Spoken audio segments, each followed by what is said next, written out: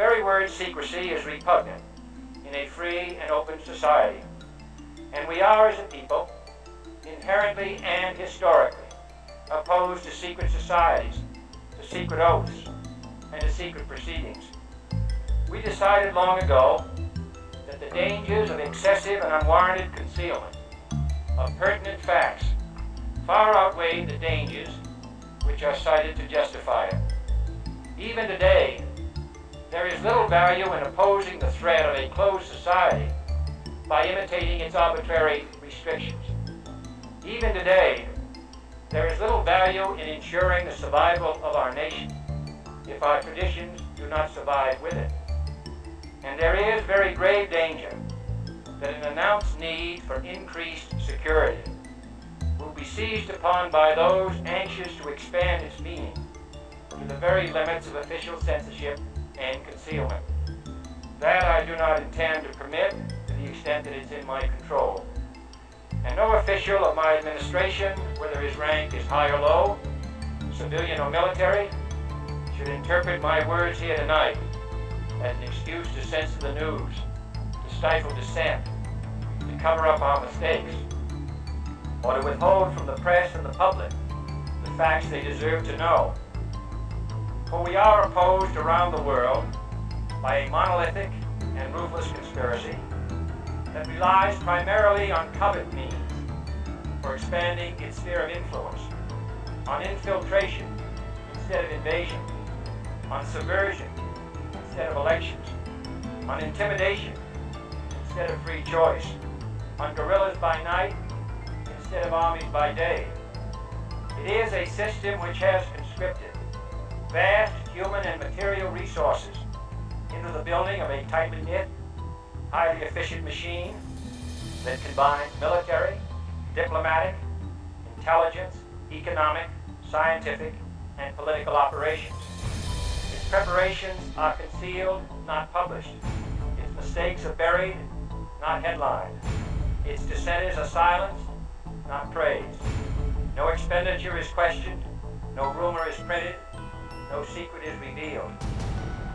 No president should fear public scrutiny of his program, for from that scrutiny comes understanding, and from that understanding comes support or opposition, and both are necessary.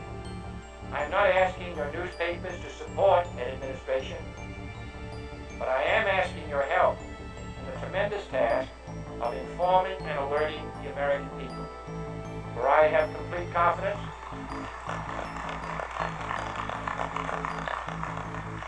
in the response and dedication of our citizens whenever they are fully informed. I not only could not stifle controversy among your readers, I welcome it. This administration intends to be candid about its errors. For as a wise man once said, an error doesn't become a mistake until you refuse to correct it. We intend to accept full responsibility for our errors, and we expect you to point them out when we miss them. Without debate, without criticism, no administration and no country can succeed, and no republic can survive. That is why the Athenian lawmaker Solon decreed it a crime for any citizen to shrink from controversy.